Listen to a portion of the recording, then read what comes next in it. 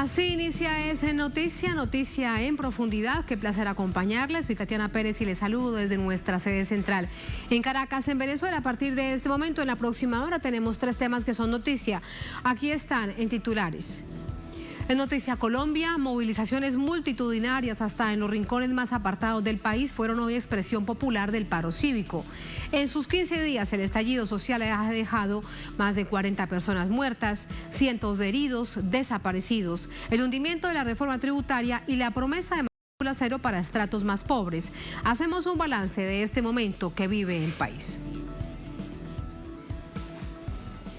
En Noticia Chile, por fin se acerca el día de las mega elecciones y con ellas la escogencia de 155 convencionistas que redactarán una nueva constitución. Un logro del estallido social de 2019 que trae otra decisión histórica. Hay 17 escaños para pueblos indígenas hasta ahora inexistentes, hasta en la propia Carta Magna se los contamos. Y en Noticia Palestina, el infierno se vive en la Franja de Gaza ante rechazo de siempre de Naciones Unidas. Sube así a 67 el número de personas asesinadas en bombardeos de Israel. Entre ellos hay 17 niños y 6 mujeres. ¿Cuál es el futuro del pueblo palestino en su propia tierra? Vamos a analizarlo. En Noticia casi comienza. Bienvenidos, bienvenidas.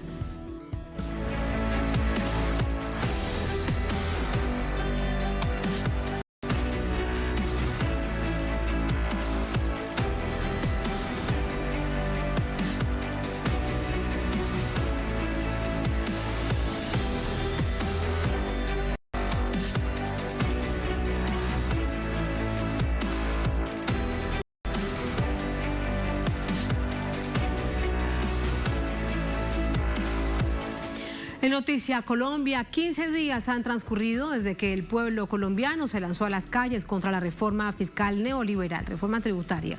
Las masacres contra civiles no han frenado a la gente que sigue marchando por la paz, por la vida, en contra de la violencia estatal. 15 días han pasado desde el inicio de las protestas contra el intento de reforma tributaria del presidente Duque. El pueblo sigue en las calles, pese a la extralimitada represión, manifestando su descontento contra esa y otras políticas regresivas que ha querido imponer el gobierno.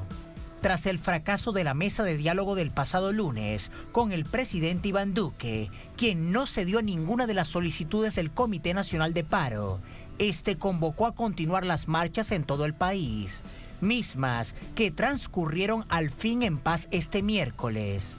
Sin embargo, la tranquilidad de las manifestaciones de esta jornada va junto a la convicción de que el gobierno debe escuchar el pliego de peticiones exigido por el Comité Nacional de Paro, en donde se rechaza no solo la reforma tributaria, sino también la impopular reforma de salud y otros temas sensibles para el país.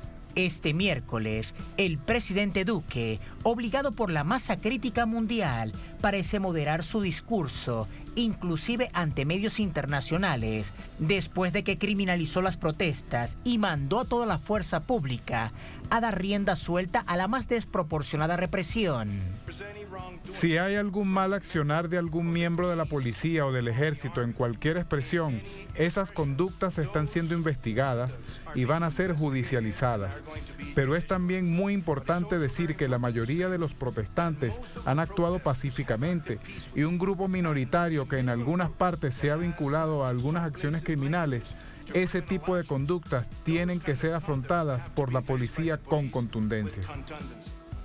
Este reconocimiento a la naturaleza pacífica de los protestantes se da luego de 15 días de brutal arremetida estatal contra los ciudadanos, algo que la red de televisoras educativas y culturales de América Latina y varios medios de comunicación del mundo rechazan. Repudio que también ha demostrado Estados Unidos, varios países del mundo y la ONU. Las imágenes que han salido a través de todas las redes sociales de miles de usuarios colombianos mostrando la agresividad policial y militar y las actitudes despóticas de varios altos funcionarios del gobierno colombiano han desenmascarado la gestión de Iván Duque. Hasta este 12 de mayo, la ONG Temblores registra 313 víctimas de violencia física, 40 muertos a manos de las fuerzas estatales y paraestatales, más de 1000 detenciones arbitrarias, Más de 400 ataques violentos contra protestas pacíficas y otra cantidad de desmanes que incluyen 12 víctimas de abuso sexual. Todo esto por parte de los agentes del orden público. ¿Cómo finaliza esta jornada? De inmediato vamos a Bogotá con nuestro corresponsal Hernán Tovar, que de hecho Hernán más temprano nos contaba de más plantones cuando ya caía la noche en la ciudad. Hemos perdido la comunicación con nuestro corresponsal en Bogotá, Hernán Tovar. Rápidamente vamos a restablecer la comunicación. Nos estaba contando más temprano precisamente nuestro corresponsal en Bogotá, Hernán, de más concentraciones, más acciones de protesta de manera pacífica, como hemos visto durante toda esta jornada, no solamente en Bogotá. Algunas movilizaciones con muchísima gente en las calles, por ejemplo, en Medellín, en Barranquilla, en Cali, en otras ciudades, en lugares incluso muy apartados del país. Hernán Tovar con nosotros. Hernán, buenas noches. Adelante con el balance de esta jornada. Tatiana, muy buenas noches, televidentes, muy buenas noches. Y efectivamente durante la mayor parte del día las protestas masivas, pacíficas y una conclusión aquí, además porque se está, digamos, masificando mucho ese rechazo contra la política de agresividad y violenta que está implementando la policía y el escuadrón móvil antidisturbios en Colombia, a la que se suma la presencia de civiles en ese entorno pues de paramilitarismo que se está dando contra los manifestantes en las diferentes calles del país. También, Tatiana, decir que hay diferentes solicitudes, diferentes exigencias en los recorridos de las marchas que hemos podido dar cuenta. Uno, el tema de que se retiren reformas tan lesivas como la reforma 010, la reforma a la salud, la reforma laboral y la reforma pensional, esas que están haciendo ahorita trámite y curso en el Congreso. Pero también se solicita por parte de los marchantes que haya una reestructuración de la política social, económica y, si se quiere, política frente a pues el desarrollo de las manifestaciones y a lo que exigen los manifestantes. Hay una gran, digamos, indignación en contra de unas estructuras de poder que no han permitido, pues, que los movimientos sociales se expresen y un rezago histórico en esas solicitudes históricas en relación a empleo, en relación a salud, en relación a posibilidades de una situación económica mejor. Tatiana, también decirle que nos están informando que en la ciudad de Popayán, en el Cauca, ya se presenta represión por parte de la policía en las manifestaciones que se desarrollaban en esta ciudad. También nos dicen que en la plaza de Bolívar hay también represión por parte de la policía, que ya dispersó algunos manifestantes, pocos que se encontraban en la plaza de Bolívar. En el norte de la capital, hacia el Monumento de los Héroes, todavía se mantiene una gran cantidad de estudiantes allí rechazando las políticas neoliberales que viene implementando el presidente Iván Duque y rechazando también la opción o el anuncio de matrícula gratis para los estratos 1, 2 y 3. Aseguran los estudiantes en esta propuesta o este anuncio que hizo el presidente de la República que esos son migajas y que es un distractor, que los problemas de educación son estructurales. Por ejemplo, que en medio de esta pandemia y la educación virtual, muchos de los estudiantes de las universidades públicas no cuentan con las herramientas necesarias para recibir la educación virtual, no cuentan con un computador, no cuentan con buen internet. Así que son bastantes las solicitudes que se hacen en relación a los temas de educación y que el gobierno no puede salir ahorita a apagar este incendio, que lo haya haber hecho hace mucho tiempo, porque sí está demostrado que sí había recursos para la educación y que en este momento no les pueden dar migajas frente a ese anuncio que da el presidente Iván Duque y la ministra de Educación. Así que para mañana se esperan más movilizaciones. El Comité del Paro, Tatiana, comunicarle que se desplaza hasta la ciudad de Cali. Mañana estará haciendo asambleas con los diferentes sectores que allí en la ciudad de Cali han salido a protestar en contra pues, de estas políticas implementadas por el gobierno de Iván Duque. Muchísimas gracias, Hernán. Se mantiene entonces la agenda de paro, de protestas, muy pendientes de ello. Gracias, Hernán. Muy buenas noches. Son hechos que vamos a analizar de inmediato con Santiago Salinas, él es defensor de derechos humanos, es miembro del Congreso de los Pueblos, nos acompaña desde Bogotá también. Santiago, muy buenas noches, bienvenido. Buenas noches, gracias por esta invitación. A usted muchísimas gracias, Santiago. ¿Cuál es su balance en estos 15 días de paro nacional, de paro cívico? Primero preguntarle si lo dividimos con respecto a la violencia estatal y en comparación, por ejemplo, con el estallido social de 2019, que daba cuenta del inicio de este proceso de movilizaciones y de indignación nacional. Pues yo creería que la forma más atinada de abordar esta serie de movilizaciones es precisamente en esa línea. Creo que se podría hacer la comparación. A medida que ha ido incrementando la movilización social, también crece el desespero del gobierno y que se va traduciendo en medidas represivas, en medidas más agresivas y en un trato abiertamente militarista a la protesta social. Esta acción militarista de la protesta social, ¿usted cree, Santiago, que fue una estrategia de coyuntura o es para lo que el gobierno del presidente Iván Duque se preparaba? Se lo pregunto porque salen extremadamente bien armados, por ejemplo, los integrantes del Escuadrón Móvil Antidisturbios. No, era para lo que estaba preparado el gobierno. Ahora, es importante entender que ha sido una política estructural, casi permanente de los últimos gobiernos que han compartido el mismo modelo económico, el cierre al diálogo social y el privilegio de las vías de represión, o sea, el ejercicio de la represión. Es muy diciente que en medio de la crisis económica desencadenada por la pandemia, se hayan comprado nuevos equipamientos para el Escuadrón Móvil Antidisturbios. De hecho, el poco tiempo de calma que hubo entre las manifestaciones del 2019 y las manifestaciones actuales estuvo caracterizado por los escándalos en incremento de adquisición de armas para la represión. Si esto entonces era una estrategia, quiere decir que siempre ha habido dinero, que parte de la respuesta y de la no acción del gobierno con respecto a los programas de inversión social necesarios y ahora mucho más en tiempos de pandemia se quedan sin excusa. Por supuesto, de hecho, lo que traduce la adquisición de estos equipos frente a las demandas sociales es un cierre a cualquier posibilidad de negociación o de diálogo anticipado. Lo que el gobierno estaba haciendo al adquirir estos equipos era mandar un mensaje a la población civil de que sus propuestas, de que sus requerimientos no serían escuchados y que cualquier intento de manifestación en contra sería reprimido. En lo que se traduce es en una falta completa de voluntad política de pactar con la ciudadanía, de obedecer el mandato ciudadano, de abrir los privilegios, de soltar de alguna forma los privilegios que han acaparado algunos sectores en representación de este gobierno. Sí, y esto además es parte de lo que la gente dice en las calles, pero allí, por ejemplo, nos remitimos a una renta básica universal que ha sido una exigencia de todo este año y medio de la pandemia.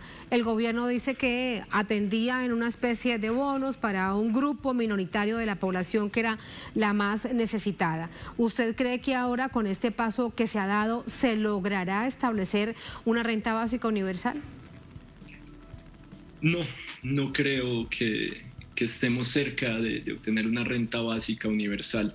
De hecho, la pantomima del diálogo que ha hecho el gobierno de Duque ha sido para calmar más los ánimos internacionales que para atender las solicitudes de los sectores organizados, de los sectores movilizados, del pueblo colombiano. Es muy importante señalar que el primer intento de diálogo que hace el gobierno lo hace seleccionando las personas con las que va a dialogar. Es un ejercicio tautológico, es un ejercicio que lo único que pretende es dar la forma del diálogo y que se contradice con la respuesta violenta que se estaba dando en las calles. Mientras el gobierno citaba a este diálogo a las personas que había seleccionado además para dialogar, simultáneamente en la ciudad de Cali se estaba desarrollando un operativo militar en contra de las personas que se estaban manifestando. dejando un saldo de 3 muertos en una noche. No es posible pensar que se puede dialogar, que se puede invitar al diálogo mientras los están matando a balazos en las calles.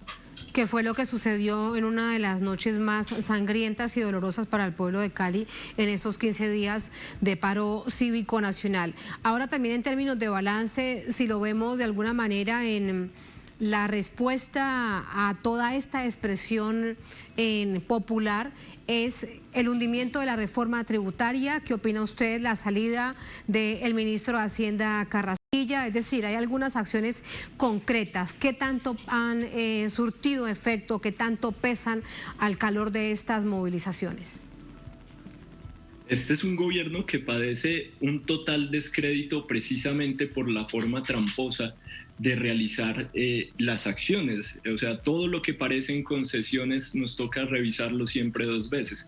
Cuando el gobierno da el anuncio de que había retirado la reforma tributaria, no era posible ya en términos de trámite legislativo, de trámite congresional, que se pudiera retirar. El proyecto debía ser sometido entonces a votación en el Congreso y es el Congreso el que termina decidiendo el archivo del proceso. No es el gobierno quien lo retira. Es literalmente la imposibilidad de empujar en el Congreso una reforma impopular. Pero no es la voluntad del gobierno retirarlo y eso es perceptible para la ciudadanía. Hay un trato completamente infantilizador de los manifestantes por parte del gobierno que se traduce en este tipo de acciones, asimismo como la recomendación al exministro Carrasquilla para hacer parte de la banca internacional y presentar esta renuncia, más bien este cambio de puesto, como una renuncia o un triunfo ciudadano o una decisión de gobierno para congraciarse. Es un ejercicio tramposo, es un ejercicio que intenta manipular la movilización social y que lo único que ha hecho ha sido profundizar el descrédito del gobierno entre la ciudadanía y al mismo tiempo radicalizar las demandas de la ciudadanía ante un gobierno que no se le creen más en mesas de diálogo, que no se le cree en propuestas de participación y menos cuando insiste en llamar a aquellos sectores con los que de alguna forma mantiene algún grado de simpatía.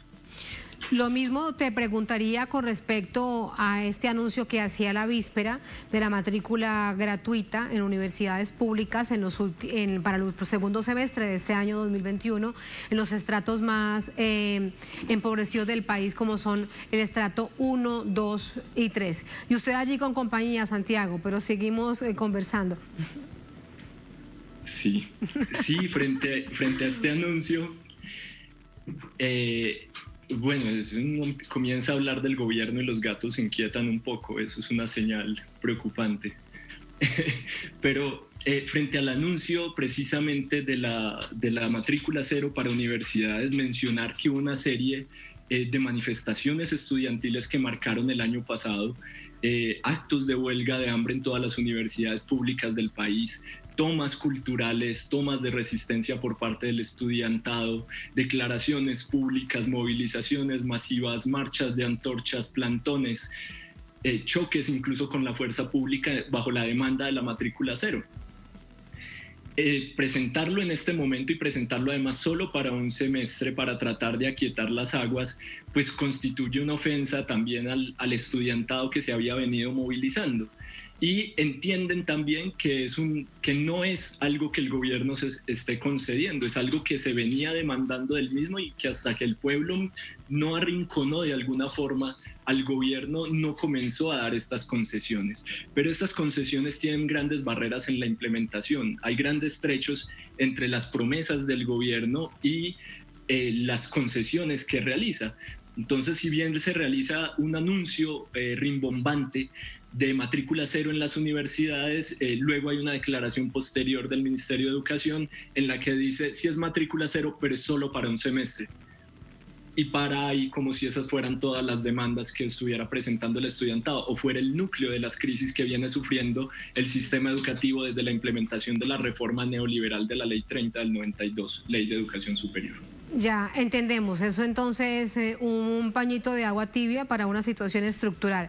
¿Y crees entonces que los estudiantes, diríamos coloquialmente, no comen cuento y siguen en las calles? Los estudiantes están en las calles, las personas están en las calles. Y acá hay algo que es muy importante y es que es una apuesta generacional. Esto no es solo de estudiantes universitarios, es de todos los jóvenes del país que se han quedado sin una perspectiva de futuro. Este gobierno literalmente no tiene una posibilidad para los jóvenes que estamos acá. Hay una ruptura generacional entre los adultos o los más viejos, quienes se permitieron esta serie de reformas que sumieron al país en una crisis profunda, y las nuevas generaciones que se rehúsan a admitir este modelo, que se rehúsan a vivir bajo estas condiciones, que se rehúsan a pasar años de estudio para no encontrar una posición de trabajo o para que personas simplemente menos calificadas pero afines al gobierno los reemplacen en los cargos que por mérito les corresponderían. Hay una apuesta generacional por sacar también ese modelo paramilitar, y por eso es que no se han amilanado ni siquiera en las calles, pese a los asesinatos, pese a las retenciones y a las desapariciones. Si debemos hablar de protagonistas en estos 15 días de movilización, Santiago, sin duda es la gente joven, los estudiantes, que entre otras cosas no los vemos agrupados o agremiados como sí las centrales obreras o los sindicatos o FECODE. Si el gobierno quisiera hablar con los estudiantes en toda esta gama de muchachada, de gente joven en las calles, ¿cuál creen ustedes que sería la forma de hacerlo? Porque hoy se reunía de manera virtual con algunos presenciales el presidente Duque con 30 jóvenes, con 30 estudiantes de distintas partes del país. Claro, es importante mencionar que la educación superior en Colombia es un privilegio, y es un privilegio no solo el acceso, sino la posibilidad de permanencia, y que se ha enlazado tanto con el sistema financiero que estudiar para poder acceder a la educación superior en los centros de educación privados se deben endeudar de una forma en la que sus 10 años eventuales de trabajo los tendrían que destinar al pago de esa deuda. Entonces, cuando estamos hablando de los jóvenes, no solo estamos hablando de los estudiantes universitarios, estamos hablando de toda una generación que que están subempleados o que trabajan en lo técnico o que se han educado de manera técnica y que están padeciendo una fuerte crisis en este momento.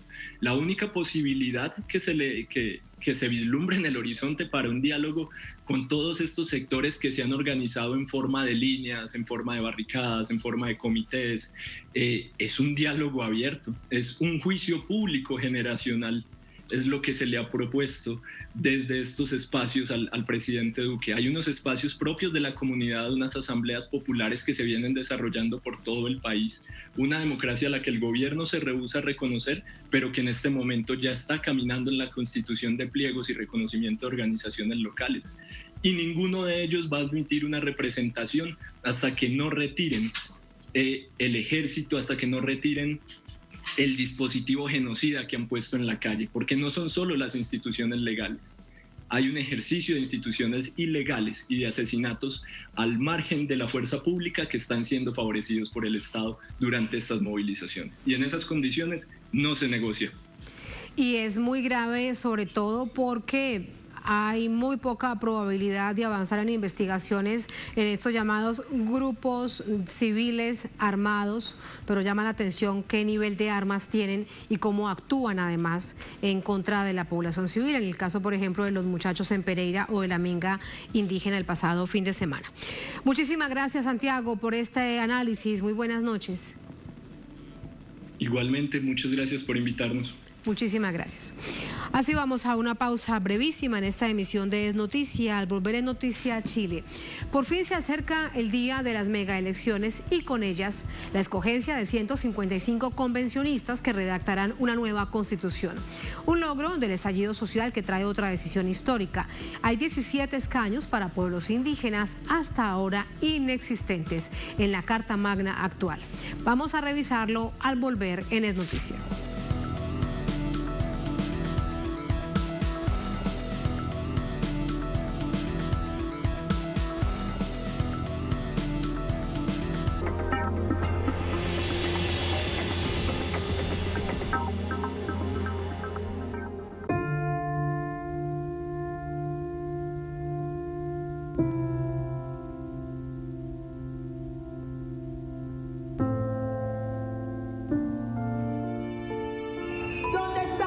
muchachos y muchachas que se están movilizando? ¿Dónde están esas villas que le apuestan a un país distinto?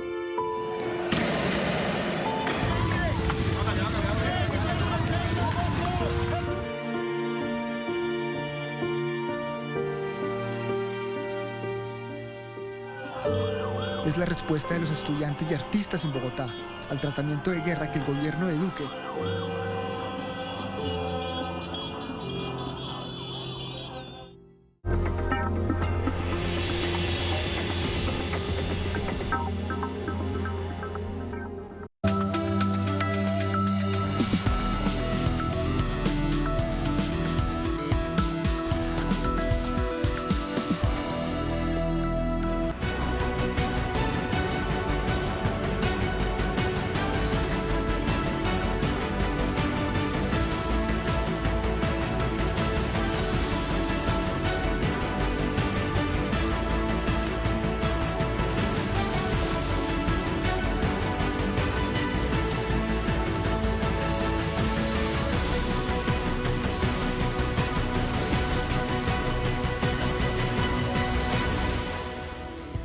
En Noticia Chile, es la segunda vez que los chilenos y chilenas van a las urnas dentro del contexto de la pandemia desde octubre de 2020, en una elección sin precedentes en ese país. Además de elegir alcaldes y concejales, por primera vez se eligen gobernadores regionales. Pero sin duda el cargo más importante son los llamados convencionales constituyentes que redactarán la nueva constitución del país. El voto en Chile es manual y son cerca de 20.000 los candidatos que están en competencia. Son 4 elecciones en una. Así serán las urnas que recibirán los votos y así debiera ser el proceso, como lo muestra esta simulación que hicieron las mismas autoridades. Un voto para concejales, otro para alcaldes, otro para gobernadores y otro para convencionales constituyentes, cada uno por separado con su respectiva colilla. Vamos a recibir 4 votos y esos 4 votos son clave para el futuro de los próximos 20 o 30 años, especialmente en la convención constituyente. Elegir un constituyente o un convencional es lo mismo y por primera vez hay pueblos originarios que tienen escaños reservados y además va a ser paritario. Pero que sea paritario no significa que las personas tengan que votar por un hombre y por una mujer. No, tienen que votar por una sola preferencia. En total se escogerán 346 alcaldes, 2.240 concejales y por primera vez 16 gobernadores que reemplazarán a los hasta ahora designados intendentes. Además, el cargo que más concentra atención son los 155 convencionales constitucionales que redactarán la nueva constitución. Estamos en una cuenta regresiva hacia una nueva fiesta de la democracia. Fiestas de la democracia que en nuestro país siempre han sido ejemplares. Y no podrían ser fiestas de la democracia sin las personas mayores. Y es por eso que hoy día estamos haciendo un esfuerzo mayor para difundir la necesidad de la participación de las personas mayores en este proceso del 15 y 16 de mayo. Pero hay papeletas de sufragio que miden hasta 1 metro de largo, situación que preocupa a las autoridades porque si los electores se demoran mucho en leer y sufragar, podrían aumentar las peligrosas aglomeraciones en medio de la pandemia. Llevar 4 cosas: una mascarilla de repuesta, el lápiz azul, el carnet de identidad y el alcohol gel. En el trayecto siempre mantener la mascarilla bien puesta. Lo tercero es cuando llego al lugar de votación, si veo que hay mucha gente, mantener el distanciamiento físico de al menos 1 metro y esperar, ojalá, al aire libre. Otra novedad de esta elección es que de los 155 convencionales, 17 son escaños reservados para pueblos indígenas. Solo quienes están inscritos en los registros nacionales de etnias originarias o se autorreconocieron como tal, tendrán acceso a esa papeleta. De esta forma se formó un padrón indígena que tiene 1.239.295 electores, ¿ya? Y que ellos podrán votar por los 95 candidatos indígenas de los 10 pueblos originarios. Una cosa será ir a sufragar en una de las 2 jornadas dispuestas para ello, y otra será el recuento de votos, que en Chile también es un proceso manual. Por eso, antes del jueves 20 de mayo, el Servicio Electoral anunció que será imposible tener resultados finales. Paula Dragnik, Telesur, Chile. Allí teníamos el reporte que han visto ustedes en el servicio informativo de Telesur de nuestra corresponsal en Chile, Santiago, Paola Dragni, que nos mantendrá el próximo fin de semana. Recordemos que son mega elecciones, 48 horas sábado y domingo, de todo lo que se elige en esta nación suramericana, y ella nos mantendrá al tanto, quiero decir. Vamos ahora con el análisis. Para ello nos acompaña Aliwen Antileo. Él es candidato mapuche a la Convención Constituyente, es vocero de la plataforma política mapuche, nos acompaña desde Santiago. Aliwen, muy buenas noches, ¿cómo está? Bienvenido. Buenas noches, muy bien, muchas gracias a ustedes por la invitación. ¿Cómo se preparan ustedes en esta semana final ya definitiva para un momento tan histórico y tan esperado para el país como contar con nuevos representantes que redactarán, que tendrán esa tarea de redactar la nueva constitución política del país?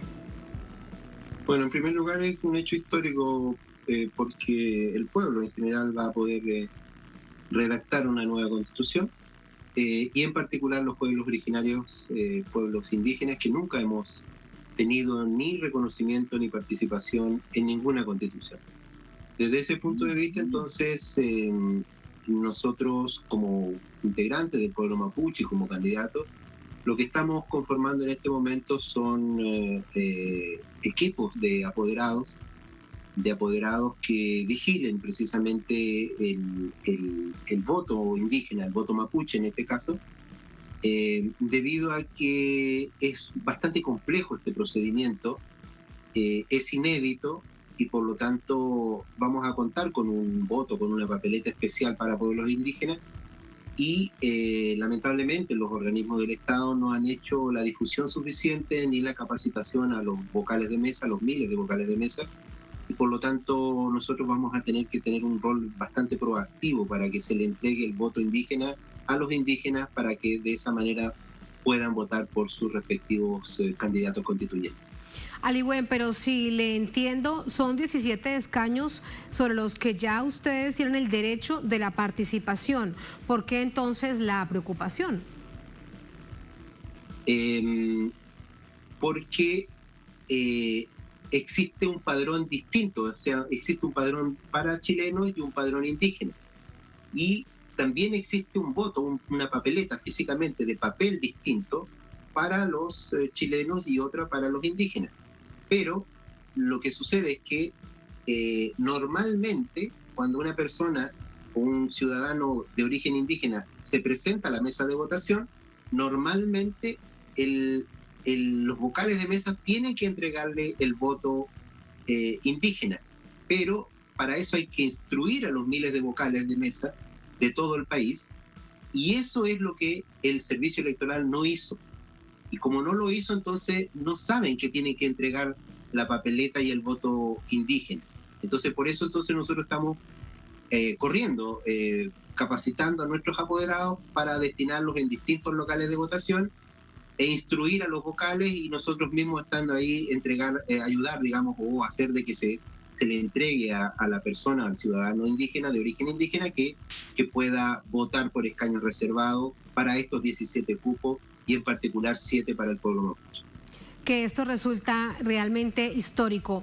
¿Qué han pensado ustedes? ¿Cómo será este proceso una vez ya haya pasado todo esto y ustedes comiencen a discutir, a debatir, a profundizar en la constitución que necesita el país, ahora sí, con la presencia de las comunidades originarias?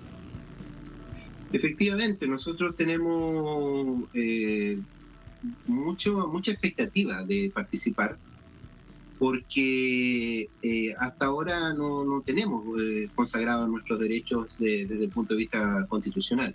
Y por esa vía entonces tenemos una escasa participación política y una marginación de todas las instancias de poder.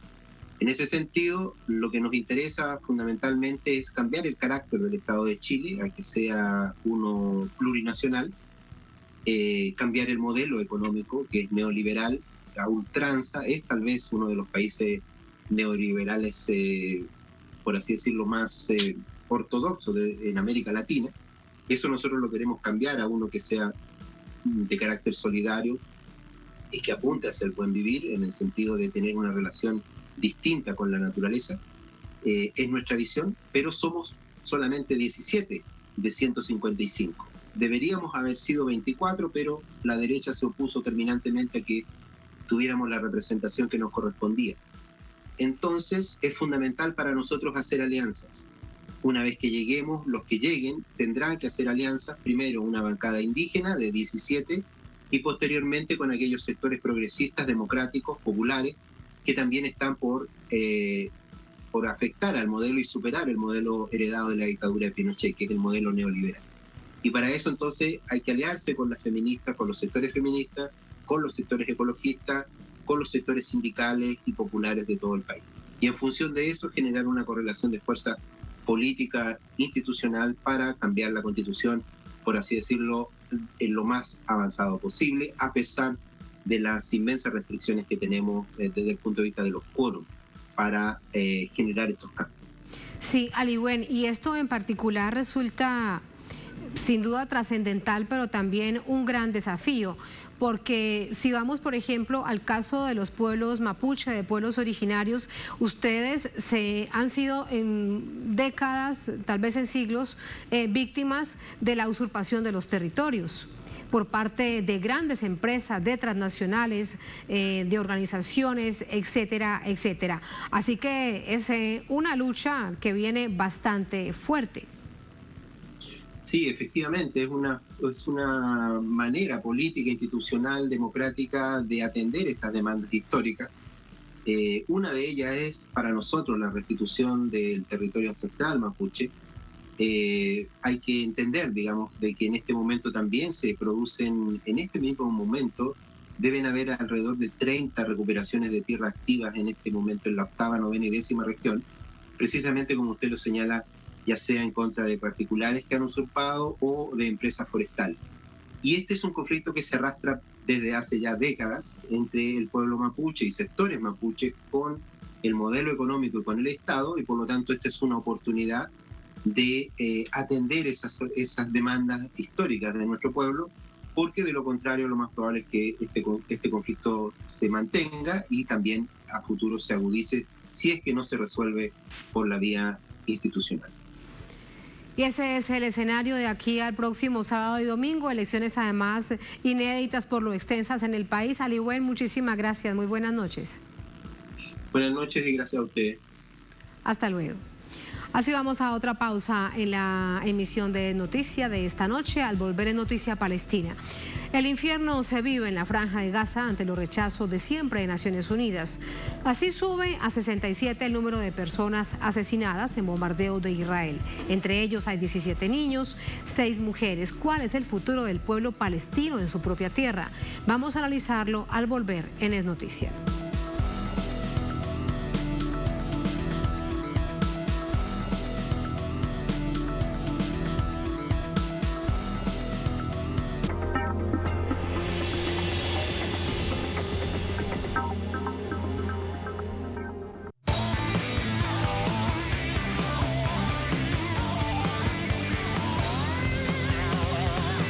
La mejor información de nuestra América Deportiva.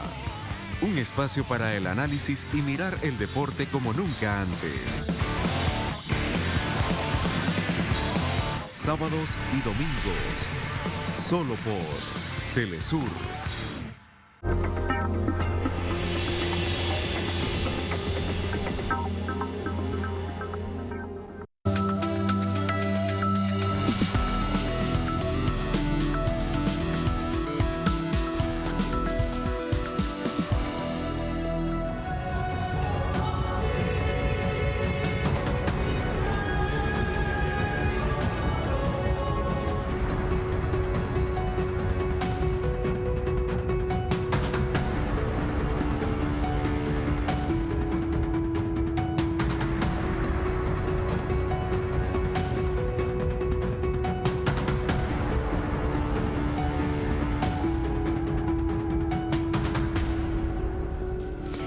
Noticia palestina: continúa la masacre contra el pueblo palestino. Estados Unidos, aliado de la nación ocupante Israel, hace su trabajo en el Consejo de Seguridad de Naciones Unidas, que otra vez se reúne para evaluar el conflicto y no aporta ninguna solución.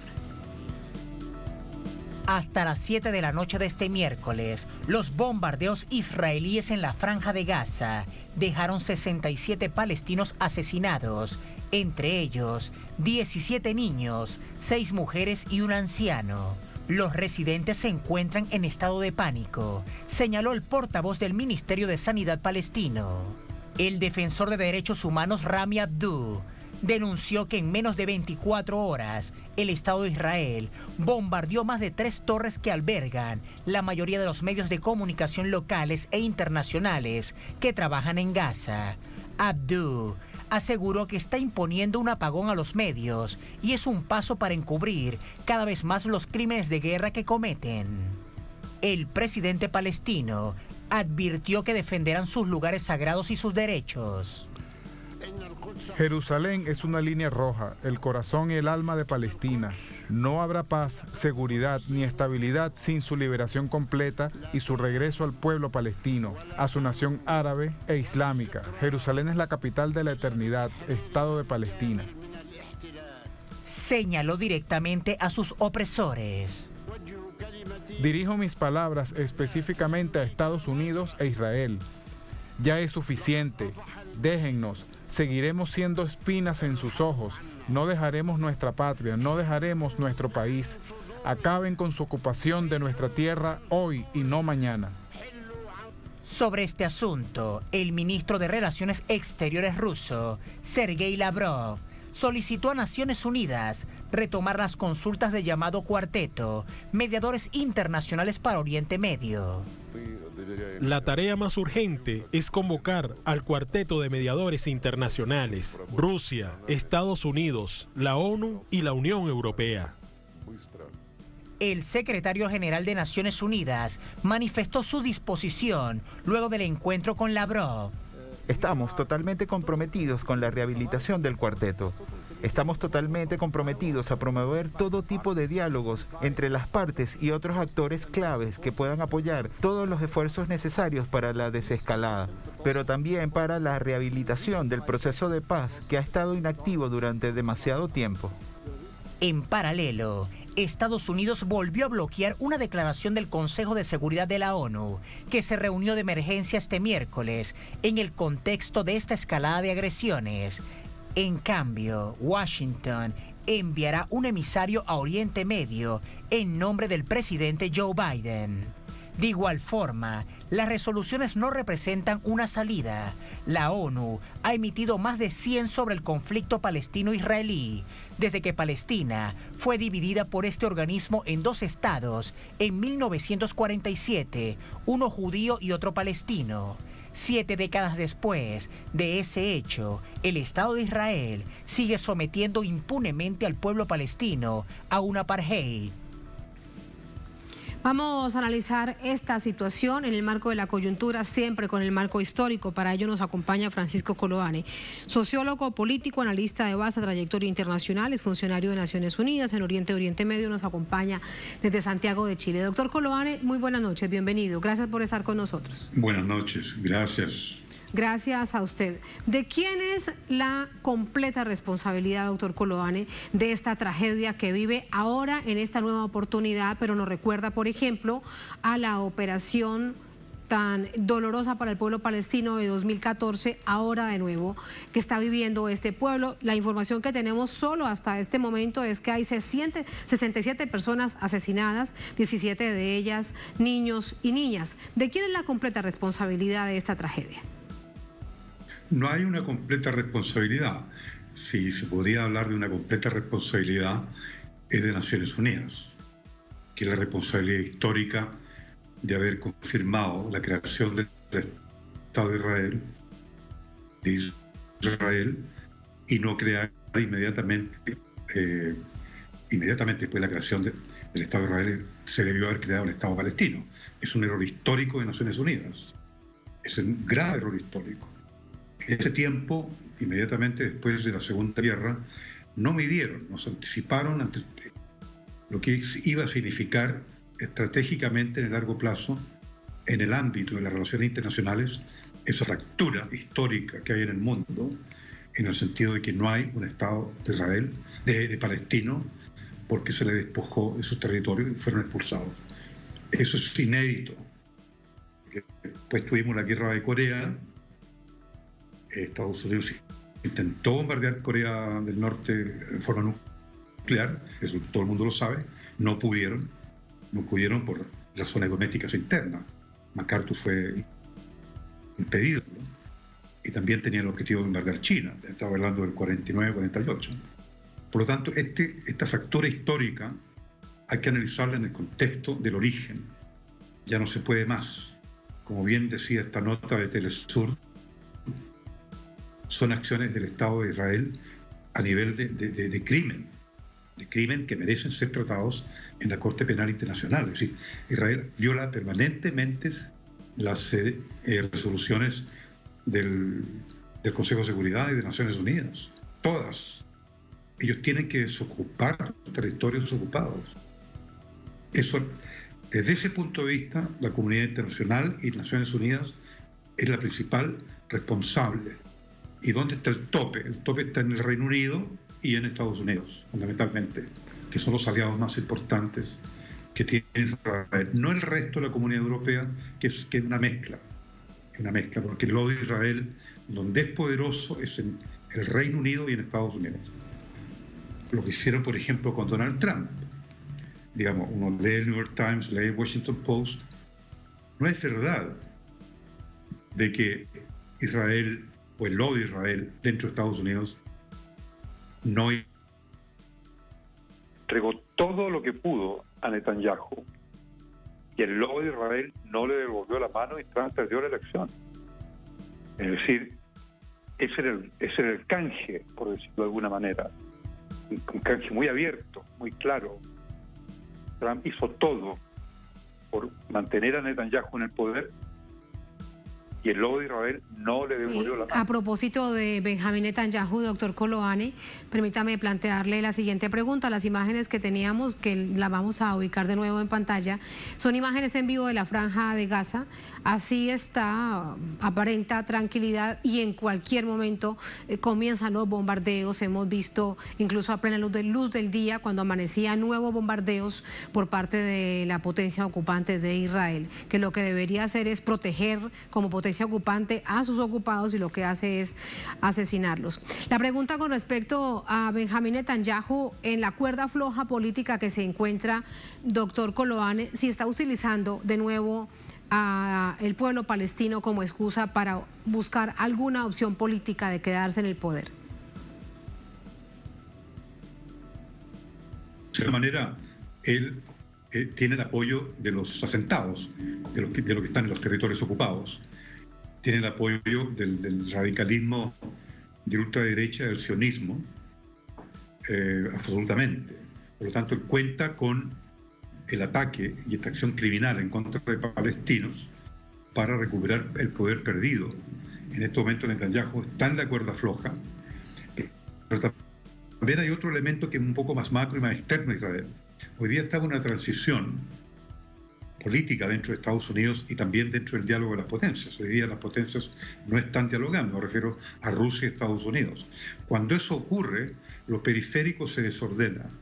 Esa es una regla en relaciones internacionales, en ciencia política, una regla en la guerra, es decir, el Estado palestino y el Estado de Israel han estado siempre en una guerra permanente. Esa guerra no ha cesado. Ahora hay un peligro que vaya a full scale, a escala mayor, digamos, una guerra ya mucho más complicada, con 67 muertos. Si esto continúa, pueden ir en aumento. Pero el tema central, más allá del problema interno de Netanyahu, es que mientras Estados Unidos no acere, no afine su política exterior, no declare bien cuáles son sus objetivos estratégicos más allá de lo hegemónico, de lo tradicional que es el imperialismo clásico de Estados Unidos, sino que en el corto plazo, en el mediano plazo, y eso se dialogue dentro de Naciones Unidas. Pero doctor Kolohane, el presidente Joe Biden decía ayer, dándole este espaldarazo como siempre al gobierno de Israel, en este caso a Benjamín Netanyahu, que él entendía que Israel se estuviera defendiendo del pueblo palestino, en este caso de Hamas. Así que bueno, estaba diciéndoles, sigan haciéndolo, sigan bombardeando.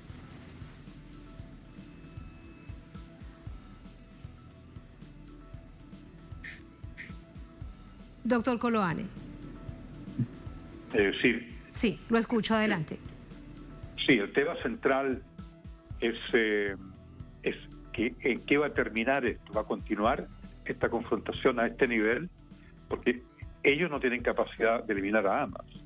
Ahora, lo que es preocupante es la arrogancia que existe en el establishment de política internacional en Washington, que dicen de que cualquier ataque o atentado mayor contra el Estado de Israel, Estados Unidos lo va a desarmar en 24 horas. Lo hizo un analista en el New York Times hoy día.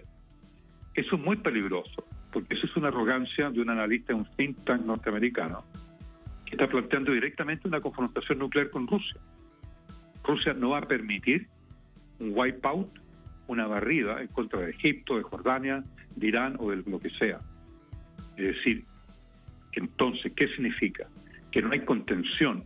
Hoy día esa contención está debilitada desde Estados Unidos, precisamente por lo que usted dice, de que Estados Unidos estaría capacitado, obviamente esto estaría políticamente dispuesto a apoyar y a desarmar cualquier ataque directo a Israel.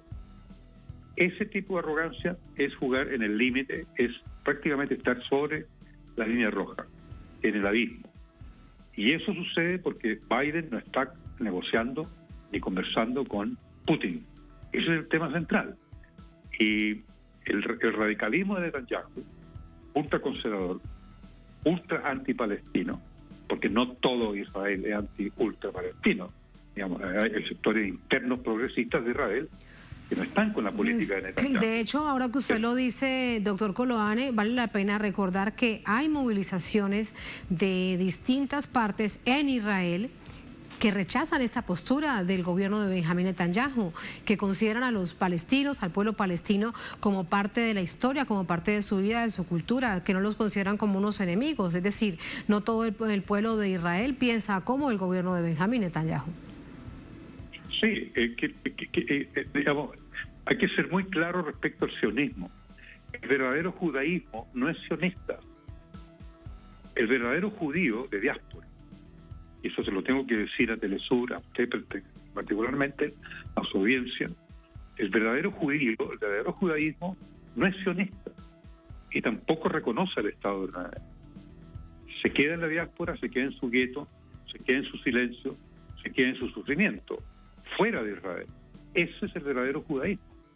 El verdadero judaísmo no está entroncado con el sionismo. El sionismo es una variante, ¿no es cierto?, que no está concebido dentro de la cultura judía propiamente tal. Eso es un debate abierto. Yo reconozco un judaísmo que no reconoce al Estado de Israel. Y existen muchos judíos que no reconocen al Estado de Israel. Aquí en Chile yo los conozco. Los conozco en Argentina, los conozco en Estados Unidos. Porque es un error histórico. Es un invento, es una invención militar. Porque al final, inevitablemente, el Estado que se creó como Israel iba a terminar siendo un Estado militar, un Estado con el comportamiento que usted lo ve hoy día, que está permanentemente, ¿no es cierto?, activando unidades criminales dentro del Estado de Israel, el propio ejército, para matar palestinos. Sí. Eso. Y ese es el error de Naciones Unidas por una carencia de la comunidad internacional, no el secretario general, sino la comunidad internacional de países se ha dejado atrapar, ¿no es cierto?, por la presión norteamericana, por la presión del Reino Unido, también la presión de la Comunidad Europea, porque han transformado como una cuestión de la bipolaridad de la Guerra Fría, es lo mismo. Sí, de allí... Digamos, dos polos de poder. De hecho, de allí es que de nuevo se diga, pero esto es un asunto que hemos conversado, doctor Colón, en otras oportunidades y será también en otro momento, que Naciones Unidas debe ser reestructurada. No es un asunto del secretario general o de los representantes por ejemplo, de la alta comisionada, etcétera, etcétera. Es un asunto en su conjunto del sistema internacional que representa a Naciones Unidas y que no hace nada más allá de las resoluciones y de la cantidad de hojas y de papel pidiéndole a Israel que no siga agrediendo como nación ocupante a Palestina. Ahora, por último me queda por preguntarle este tema de que es bastante dicho, bastante frecuente, sobre todo en las agencias internacionales, la escalada de tensiones, y la escalada de tensiones también usado en términos diplomáticos. ¿Por qué decirlo de esta manera si es que nunca se puede comparar a Israel con Palestina? De hecho, usted bien lo ha dicho, es una nación militarizada con uno de los mejores armamentos del mundo. Así que hablar de escalada de tensiones siempre deja en detrimento realmente a lo que pueda hacer el pueblo palestino para defenderse. Bueno, esa desigualdad, esa es la fractura histórica que estamos viviendo hace muchos años, 73 años, 74 para ser más exacto, y respecto a la comunidad internacional, son los países, no solamente las grandes potencias, las que son muy débiles respecto a esta problemática. Digamos, la ICE, que es una comunidad de naciones de 199 naciones, alrededor que forman Naciones Unidas, es donde está la fragilidad y el flanco débil. Países como Chile, países como Perú, que son distintos a lo que ustedes están comandando en Venezuela o en Cuba, que son países que se han despegado del alineamiento imperialista con Estados Unidos. Esa es la clave. Digamos, Israel es un objeto del dominio imperialista. El pueblo de Israel debe entender eso. Ellos también son conejillos de indias del imperialismo de Estados Unidos y de la comunidad europea, de alguna manera, de la alianza transatlántica. Entonces Israel y el conflicto palestino-israelí es parte de una guerra fría continua, de la bipolaridad. Seguimos con la bipolaridad. Mientras Rusia y Estados Unidos no analicen en forma profunda la posibilidad de un nuevo orden mundial, porque se lo impidieron a Trump, la socialdemocracia. Siempre hago ese punto yo con usted en particular, que me deja decirlo. La socialdemocracia internacional es responsable de no haber permitido a Donald Trump negociar con Rusia a nivel del desarrollo nuclear, de la contención nuclear, incluyendo los temas del medio ambiente. No le permitieron. ¿Quiénes? Los demócratas no le permitieron nada a Donald Trump en cualquier posibilidad de negociación con Rusia. Ese es el drama. Eso no se reconoce. Eso no lo reconoce. Eso se habla, ¿no es cierto?, en comidillos, ¿no es cierto?, en cócteles, en reuniones privadas, pero no se reconoce abiertamente que se le impidió durante 4 años un diálogo entre Rusia y Estados Unidos serio respecto al orden mundial. Esa es mi preocupación. Y ahí la comunidad internacional es responsable porque avaló eso. Y cuando hablo de comunidad internacional, eximo a las potencias, que están en otro nivel: China, Rusia, Reino Unido, Estados Unidos, Francia. Por ejemplo, Alemania, que está en el Consejo de Seguridad con poder de voto a veto, poder de veto en los votos, debería ser mucho más, ¿no es cierto?, vocal, mucho más proactivo en tener formulaciones más independientes, no alineadas con Estados Unidos o Reino Unido, sí, respecto al nuevo orden mundial. Ellos sí deberían, por ejemplo, escalar, si mantenemos la palabra, escalar la retórica con respecto a Israel, pero algo debe hacerse, porque parte también de lo que nos preguntábamos es qué va a pasar, cuál va a ser el futuro del pueblo palestino, que ya prácticamente desaparece producto de la ocupación. Es la situación que estamos viviendo actualmente. Doctor Coloane, muchísimas gracias por este análisis. Como siempre, un placer y un gusto escucharlo. Gracias. Buenas noches. Buenas noches. Muchas gracias. A ustedes gracias por habernos acompañado. Así ponemos punto final a esta emisión de Noticias. Hasta mañana, sigan con nosotros.